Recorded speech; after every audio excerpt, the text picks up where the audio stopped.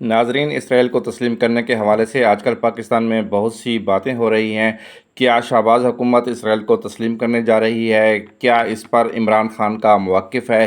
آئیے دیکھتے ہیں اس ویڈیو میں، جس میں حامد مین نے بہت سے انکشافات کیے ہیں۔ مگر ناظرین، آپ سے گزارش ہے کہ ویڈیو میں آگے بڑھنے سے پہلے چینل کو سبسکرائب لازمی کر دیجیے گا۔ شکریہ۔ میر صاحب یہ بتائیے کہ یہ ابراہم اکارڈ جو ہے اس کو تسلیم کرنے کے حوالے سے خواجہ آصف صاحب، رانا ثناء اللہ صاحب کے جو اچانک تواتر کے ساتھ بیانات سامنے آ رہے ہیں، اس پر ذرا اگر ہم بات کر لیں، کیا واقعی پاکستان کو اس حوالے سے پریشر آ رہا ہے؟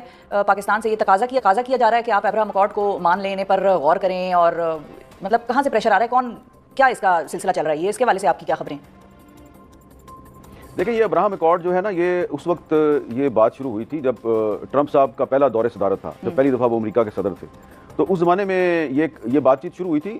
بظاہر اس کا مقصد تو یہ ہے نا کہ جو مختلف مسلم ممالک ہیں وہ اسرائیل کو بطور ایک مملکت کے تسلیم کر لیں، اس کے ساتھ سفارتی تعلقات قائم کر لیں، اصل مقصد تو یہ ہے جی۔ تو یہ ٹرمپ صاحب کے پہلے دور میں یہ پریشر اس وقت بھی پاکستان پہ آیا تھا، میں اس کا آئی وٹنس ہوں، یہاں تک کہ مجھے بھی کہا گیا تھا کہ بھائی آپ لوگ جو ہیں وہ کیوں آپ اسرائیل کے ساتھ تعلقات کی مخالفت کرتے ہیں، کیا مسئلہ بھی آپ کا اسرائیل کے ساتھ؟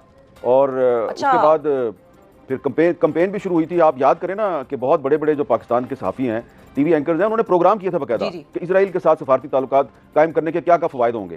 اور ایک میٹنگ مجھے یاد ہے جو وزیر اعظم سیکریٹریٹ میں ہوئی، اور اس میٹنگ میں کوئی 10-15 جو ٹی وی اینکرز ہیں ان کو باقاعدہ گھیر کر وہاں لے جایا گیا۔ میں بھی یہ یاد ہے، اور میر صاحب آپ کا ایک سٹانس بھی تھا، بالکل آپ کا ایک سٹانس بھی تھا، بڑی اسٹرانگ پوزیشن تھی جو آپ نے اس وقت لی تھی، اور آپ نے یہ بھی بتایا تھا، اپنے پروگرامز میں بھی ذکر کیا تھا، کالمز میں بھی لکھا تھا کہ اس وقت کی حکومت جو خان ایڈمنسٹریشن تھی اس پہ بھی پریشر آیا تھا اور خان صاحب نے انکار کیا تھا، یہ بھی خبر آپ کی تھی۔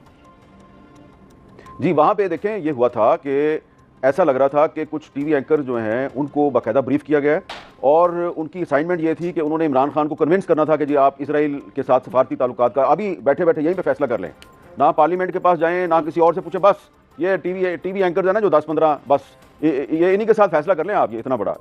تو وہ اب خان صاحب جو ہیں، میرا پہلے تاثر یہ تھا کہ شاید یہ عمران خان صاحب جو ہیں یہ ٹریپ میں آ چکے ہیں، لیکن جب میں نے وہاں پہ بیٹھے دیکھا تو جو انفارمیشن منسٹر صاحبہ تھیں وہ صرف ان صحافیوں کو، ان اینکرز کو چانس دے رہی تھیں جو کہ اسائنمنٹ کو صحیح طریقے سے نبھا رہے تھے۔ ٹھیک ہے، پرو اسرائیل تھے، وہ بار بار میری طرف دیکھ رہے تھے، خان صاحب بار بار میری طرف دیکھ رہے تھے، یہ نہیں بول رہا۔ تو پھر میں نے جب دیکھا کہ یہ تھوڑا سا انکمفرٹیبل لگ رہا ہے تو انہوں نے خود ہی مجھ سے پوچھ لیا کہ ہاں بھی آپ کا کیا خیال ہے؟ تو میں نے ان سے سیدھی سی بات، میں نے کہا آپ بڑے لیڈر ہیں یا یہ جس کی تصویر اوپر لگی ہوئی ہے یہ بڑا لیڈر ہے؟ انہوں نے اوپر دیکھا، انہوں نے کہا ہاں قائد اعظم محمد علی جناح میرا لیڈر ہے، یہ مجھ سے بڑا ہے۔ تو میں نے کہا پھر خان صاحب قائد اعظم کے پاکستان میں وہ پالیسی نہیں ہونی چاہیے جو قائد اعظم کی پالیسی ہے؟ تو خان صاحب نے اس طرح ہاتھ پہ ہاتھ مارا، انہوں نے کہا بس ڈن ہو گیا، جو قائد اعظم کی پالیسی ہے اسرائیل کے بارے میں وہی پالیسی چلے گی پاکستان میں۔ اچھا جی، اس کے بعد میٹنگ فوراً چند منٹ کے اندر جو ہے اس کو ختم کر دیا گیا، اور جب میں وزیر اعظم سیکریٹریٹ سے باہر نکلا، گاڑی میں دفتر کی طرف آ رہا تھا، مجھے فون آنے شروع ہو گئے بڑے طاقتور لوگوں کے۔ انہوں نے کہا یہ کیا کیا آپ نے؟ یہ آپ نے پرائم منسٹر کو یہ کیا کہنے کی ضرورت تھی کہ قائد اعظم کی پالیسی چلے گی؟ کوئی ٹکر نہیں چلے گا، کوئی خبر نہیں چلے گی، بس بتا دیا آپ کو۔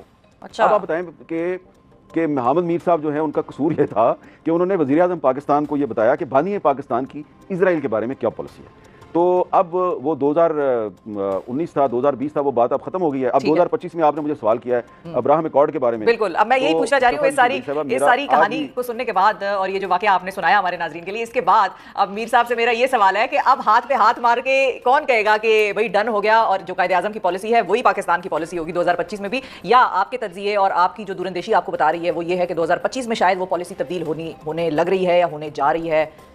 یہ اب سوال بنتا ہے۔ میرا خیال ہے کہ اتنا آسان نہیں ہے۔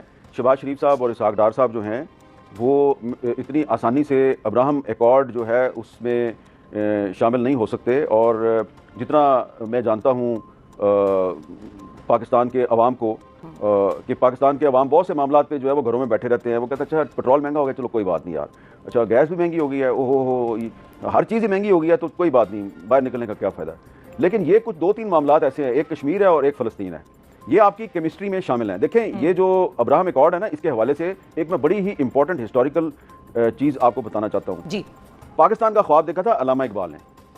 علامہ اقبال نے مسلمانوں کو واضح طور پہ نصیحت کی ہوئی ہے، جب وہ ایک فلسطین کانفرنس میں شرکت کے لیے مسجد اقصیٰ میں گئے اور پھر وہاں سے واپس آئے تو انہوں نے ایک بات کہی تھی، انہوں نے کہا تھا کہ یہ جو عرب ممالک کے بادشاہ نا، فلسطین کے مسئلے پہ کبھی بھی ان کی وزڈم پر اور ان کی پالیسی پر اعتماد نہ کرنا، کبھی۔ یہ بات انہوں نے لیٹ 30s میں کہی تھی۔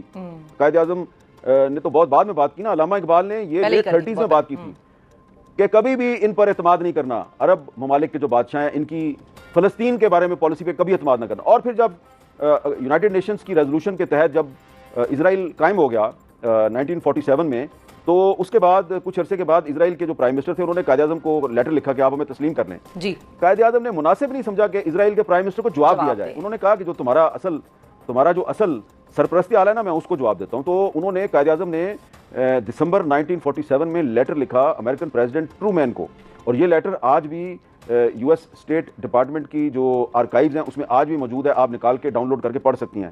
قائد اعظم نے کہا تھا کہ یہ یونائٹڈ نیشنز کی جنرل اسمبلی کی ریزولوشن 181 کے تحت جو ڈویژن آف پیلسٹائن کی گئی ہے اور اسرائیل قائم کیا گیا ہے، یہ غلط ہوا ہے، اس سے کوئی مشرق وسطیٰ میں امن قائم نہیں ہوگا اور ہم اس کو تسلیم نہیں کرتے، اور اس سے یہودیوں کو بھی کوئی فائدہ نہیں ہوگا۔